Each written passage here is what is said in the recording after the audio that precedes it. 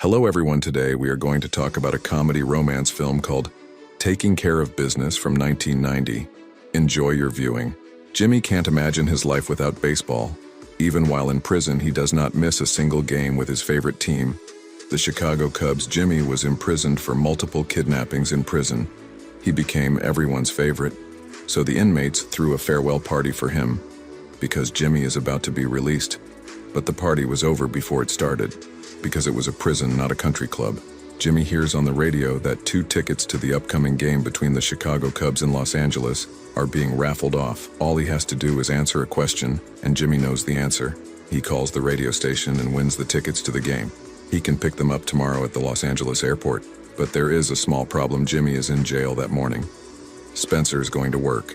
He is a very hard worker, and he is addicted to his organizer, where all his cases and necessary contacts are written down.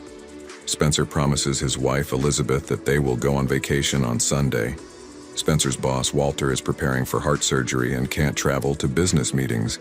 He gives Spencer an assignment to meet with Mr. Sakamoto in Los Angeles over the weekend and get a lucrative contract. If he succeeds, he will be promoted to first vice president. When Elizabeth finds out that Spencer has chosen work over her again, she packs up and moves out, realizing that he can see his favorite team play with his own eyes. Jimmy goes to the warden to negotiate his release a day early. He is even willing to serve a few extra months in prison if Tolman lets him go to the game. However, the warden refuses. And when Jimmy takes his anger out on him, calling him all sorts of insulting names, Tolman deprives him and the rest of the prisoners of their TVs for the duration of the match. At first they want to kill the warden, but then they decide to go on strike. Jimmy likes this idea. He wants to take advantage of the strike to escape, to watch the game and then return. His plan works. While the guards are busy with the prisoners, Jimmy grabs a bus and drives to freedom. At the same time, the entire prison staff thinks that Jimmy has been taken hostage and wants to hurt him because he caused the TV to be turned off. Spencer's assistant adds instructions for disabling the alarm at Walter's house and a key to the house to his organizer. Spencer will spend the weekend here on the plane. He meets his old friend Debbie. She is not indifferent to Spencer. She is very verbose, and Spencer wants to get rid of her as soon as possible before leaving. Debbie gives him her phone number. The meeting with Debbie was only the beginning at the airport.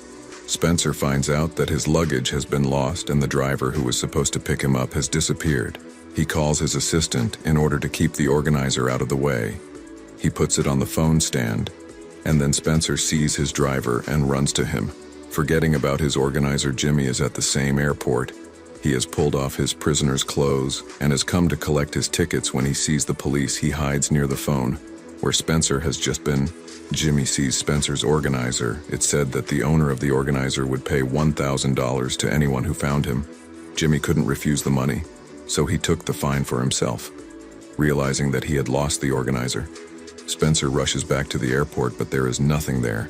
Meanwhile, Jimmy goes to Walter's house where Spencer was supposed to stay. Jimmy was supposed to give Spencer his organizer in exchange for $1,000. No one is home.